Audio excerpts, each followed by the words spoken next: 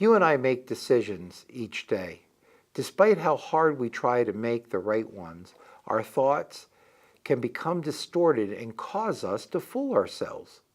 The thought patterns that get us into trouble have been researched by those who study how people tend to think. Here are several influences researchers have found that can cause you and me to make poor decisions. 1. We almost always have an option. It doesn't take us long to make a judgment on any given issue. 2. We tend to focus on certain data and ignore important information outside of what we are presently focusing on. 3. Once we begin to go through the steps of a thought process, we often fail to question ourselves and recognize what you and I don't know. 4. We can be controlled by what's called a confirmation bias. This means once we accept an idea, we only pay attention to what supports this idea.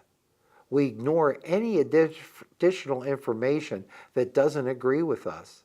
5. We aren't always fully aware of our emotions and their effects on our thought processes. This keeps us from making clear decisions. 6.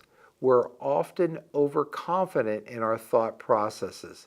There are many ways our good intentions can lead to harmful actions. Romans 12:3 states, "Don't think of yourself more highly than you should.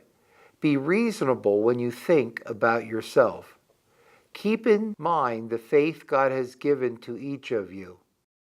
Overconfidence provides fertile ground for the other common distortions we've talked about to take root. Having humility in our decision making lessens the opportunity for us to fall into other negative thinking patterns.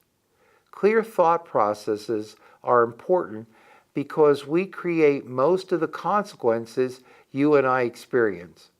When things go well, there's often evidence for how we help make that happen. When things go wrong, we are most likely to blame. If we work to recognize the ways we tend to cling to what's familiar and ignore new facts, it may help us make better decisions.